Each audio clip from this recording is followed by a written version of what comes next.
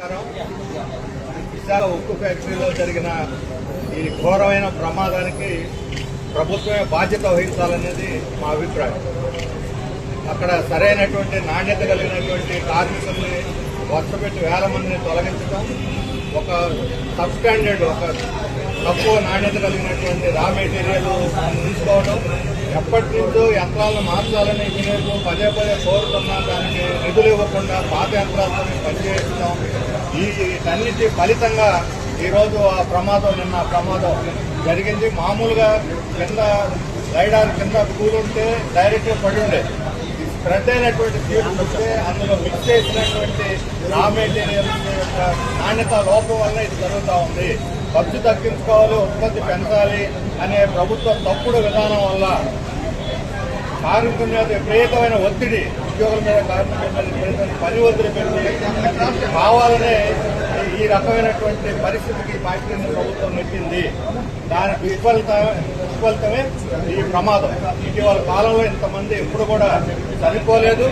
అందుకని ప్రభుత్వం యొక్క స్పందన కూడా చనిపోయిన తర్వాత చాలా దారుణంగా ఉంది. యాజమాన్యం 25 లక్షలు వాళ్ళకి కుటుంబాలకు సహాయం ప్రకటించింది.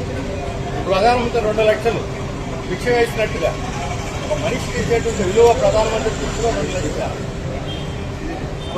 ఇంతకుముందు అదే ప్రధానమంత్రి కాశ్మీర్లో జరిగిన ప్రమాదంలో చనిపోయినటువంటి వాళ్ళకి 10 లక్షలు ప్రకటించారు.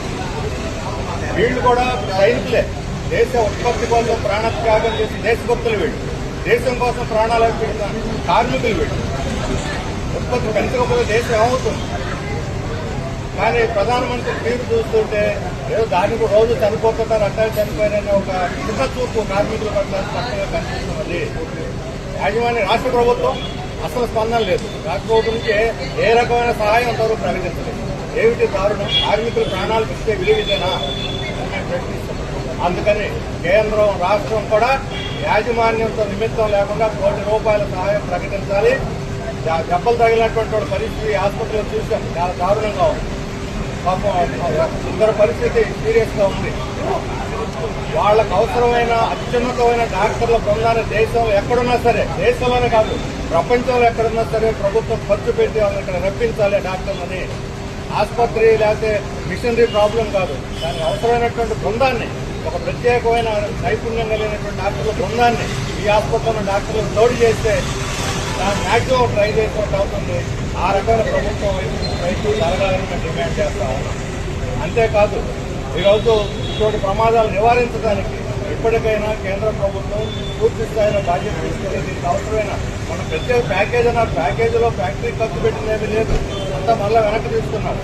ఈరోజు మిషన్లు పాతకాలం మిషన్లు సిబ్బంది తగినంత లేదు, ఆ మెటీరియల్ లేదు.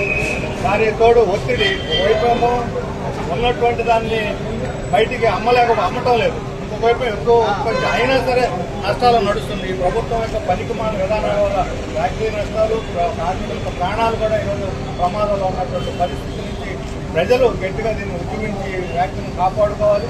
వీళ్ళ కార్మికుల ప్రాణాలకి రక్షణ కల్పించి భవిష్యత్తులో ఇటువంటి జరగకుండా చూడాలని చెప్పి డిమాండ్ చేస్తాం.